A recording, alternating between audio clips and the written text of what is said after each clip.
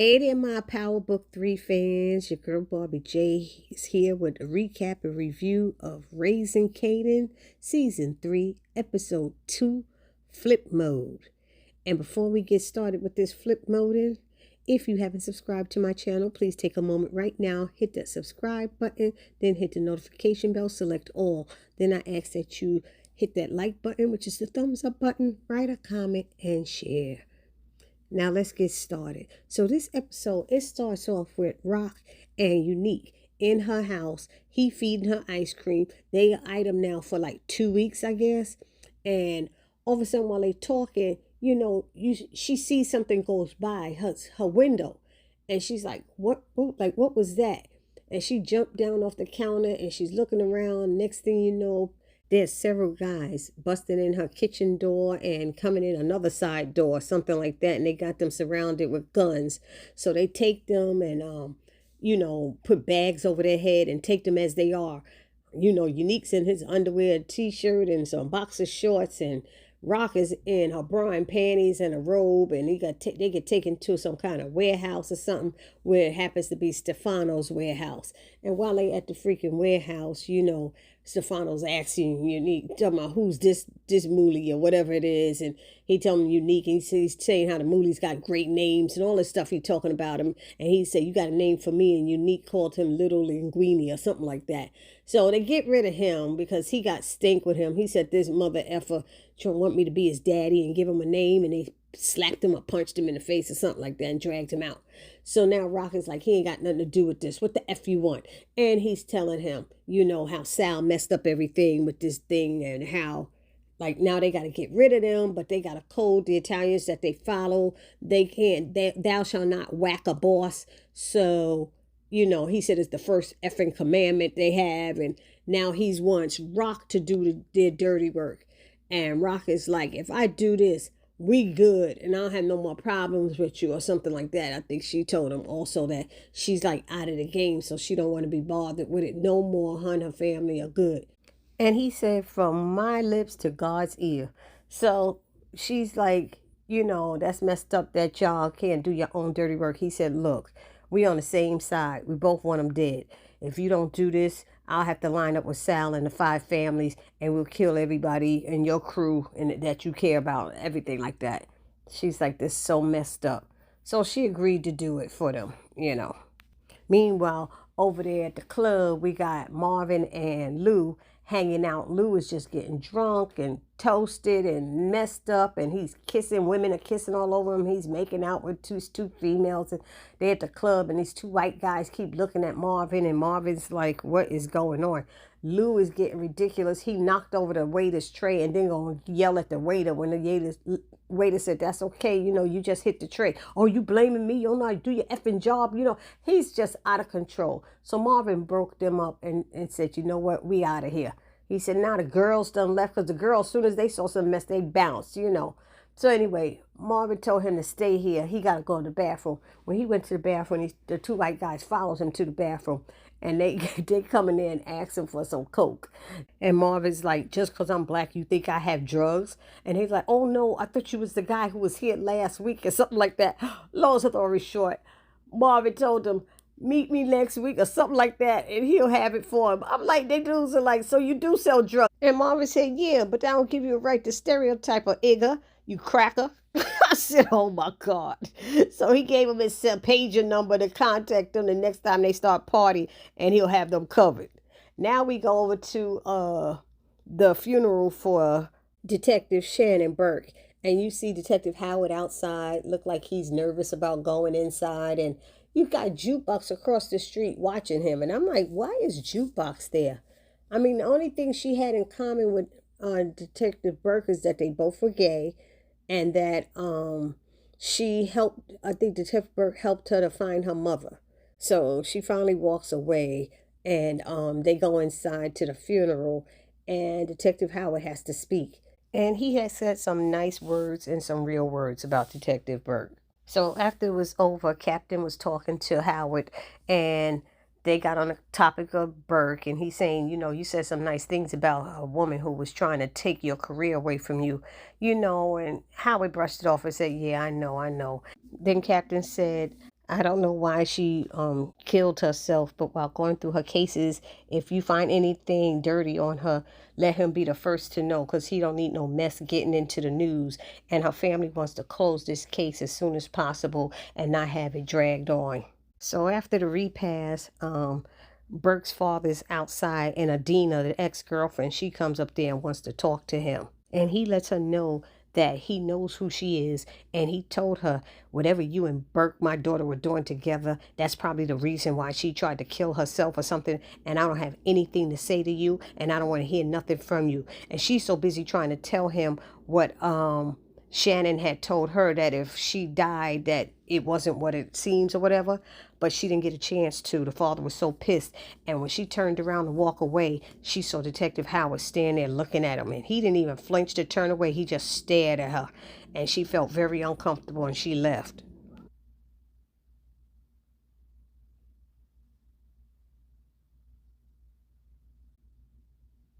Away. So then we go to Rock's house, and Marvin is there, and he sees the broken door, and Rock is like, it's not a big deal. You know, I was going to change them anyway. I'm putting in sliders. And he said, and she told him that he needs to do this job. And, you know, she was pissed about that she's stuck in the middle of their mess with their little laws and all this rules they got.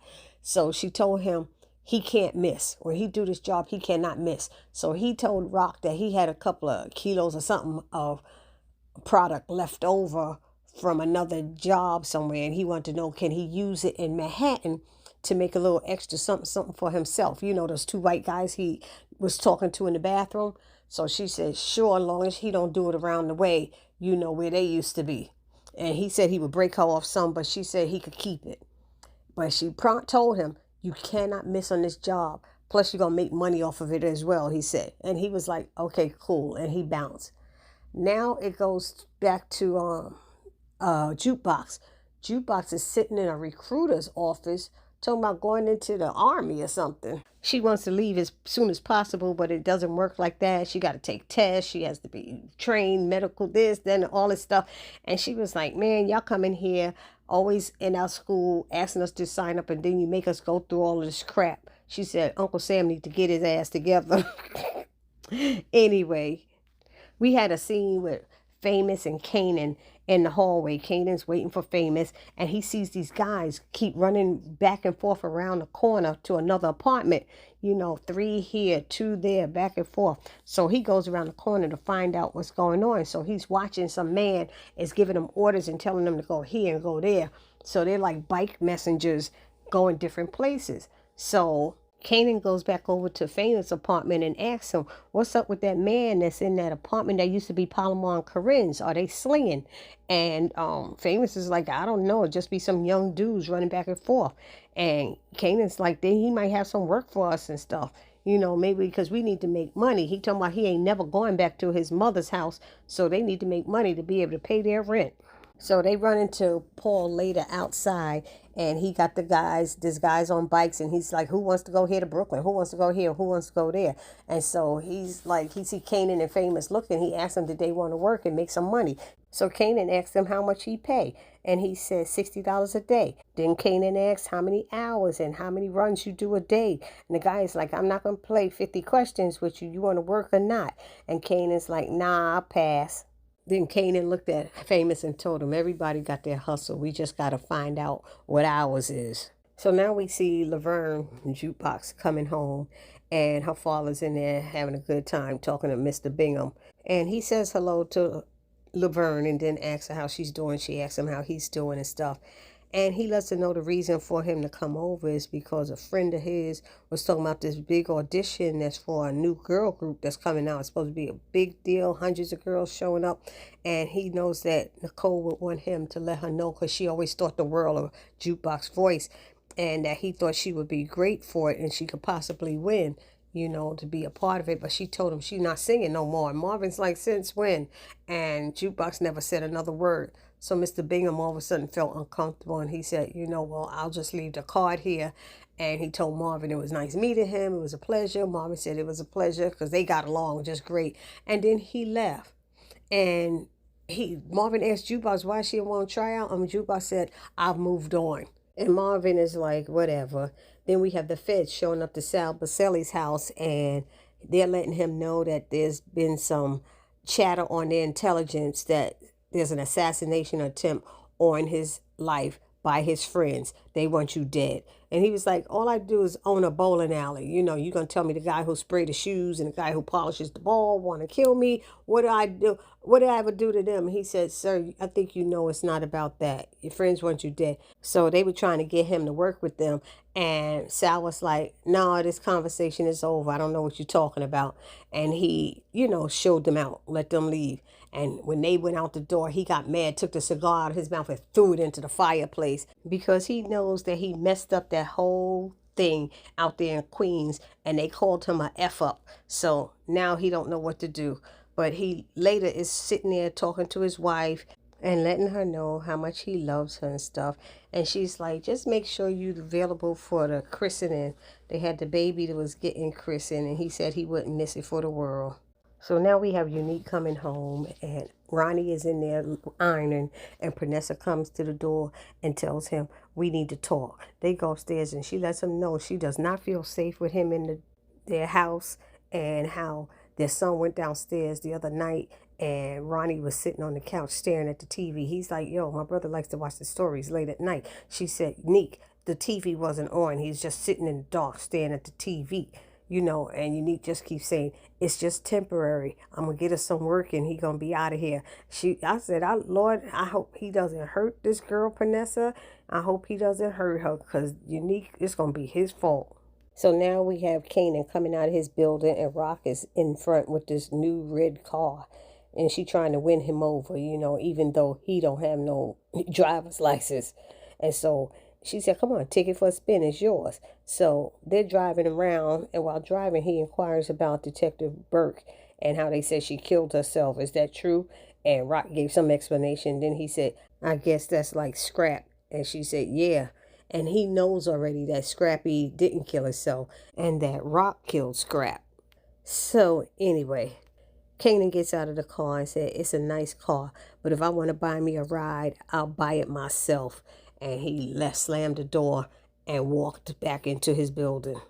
So now we have Unique visiting Stefano's fish store and inquiring about possibly, working together and doing business together.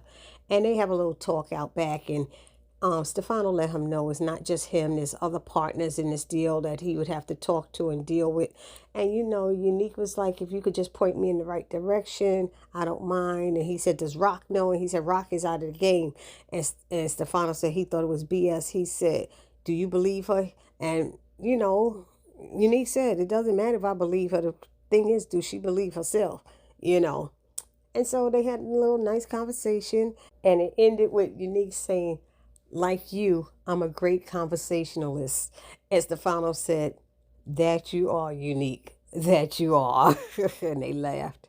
Then we got a scene where Marvin's trying to get Lou to help him to be lookout tonight with the job he has to do, killing Sal.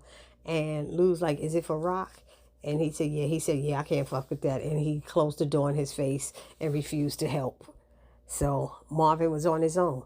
Now we see Rock meeting with Liliana and Jaquan and letting them know that she's out of the game. And of course, Juliana thinks she got a new supplier. She said, look, if I had a new supplier, I would tell you, I'm not afraid of you, biatch. And then Juliana started talking about her in Spanish with her brother, and they going back and forth talking. And the brother's saying, what difference does it make who she's using? It doesn't matter.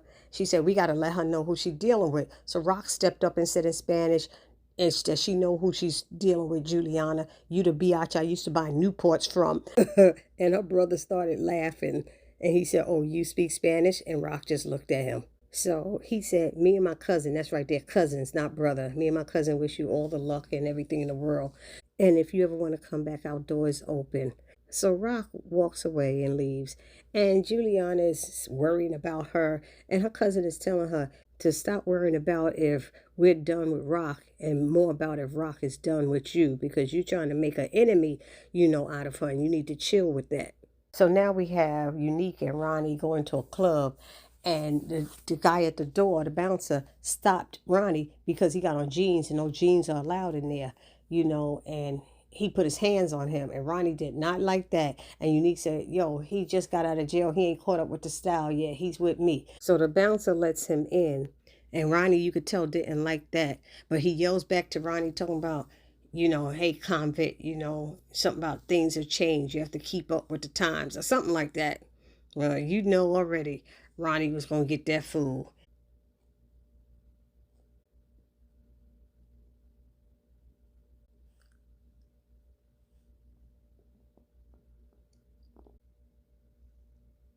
We have a scene with Kanan meeting with Paul, trying to make a deal, use his couriers to sell weed, and they were working out the percentage and the money and stuff. Then we have Adina going to see Captain and trying to talk about what happened with Shannon. And he's like, don't even mention Detective Burke's name. He said, that's like a damn felony around here. He said, this whole thing got IAD, gonna be working on it for the next 18 months. So let Shannon rest in peace and leave it alone for her sake and for yours. We got Jukebox going to see Uncle Lou, for help with this music for this girl group thing. And before she could go on, he gave her condolences for her mom's Kenya, being shot and killed. She didn't deserve that, but he always thought she was good people. She just had her own thing going on. And then Jukebox said, last time she started messing with him with this music stuff, he effed her over and stole her song. And he apologized for that and everything. He said he was sorry. It's on me. He shouldn't have done it. And he's down to help her with this music. He said he was surprised that she came by, ran by to see him, but he was glad she did. He asked her what she had in mind to do, and they decided they was going to work on something for her. Then we had a scene with Marvin stealing a mail truck. He climbed over the fence. Dogs was barking. He pulled a steak out his jacket and threw it, let them eat it. He jumped in the mail truck and ran straight through and broke the fence open and used the truck for his job in the morning, where he was dressed as a mail carrier, and he had the guy with the wheelchair driving for him. And when Sal came out, because there was a lot of security around, when Sal came out and was posing for a picture, Marvin went right up to the back of his head and shot him in the head in front of everybody. Security ran after him. Marvin ran through the church and out the back door, jumped in the truck and told the guy to drive off, and he got away. Meanwhile, Rock is at the hair salon getting her hair done. She's showing that she's out. She don't have nothing to do with it because she was out getting her hair done. So her hands are clean if anybody try to connect her to this killing. And so it ended just like that. I mean, I thought this was a good episode. I always like these Raising Kanan episodes. They keep you going and going and going. I don't usually like a lot of violence, but I am invested in this. So y'all let me know down in the comment section what y'all thought about this episode. Please do not forget to subscribe, like, comment, and share my videos. And I will see you all in the next one. Happy holidays, seasons, greetings, happy New Year's, happy Kwanzaa, happy Hanukkah, and have a wonderful time and a blessed time celebrating with family, friends, and loved ones. It's your girl, Barbie J, saying peace.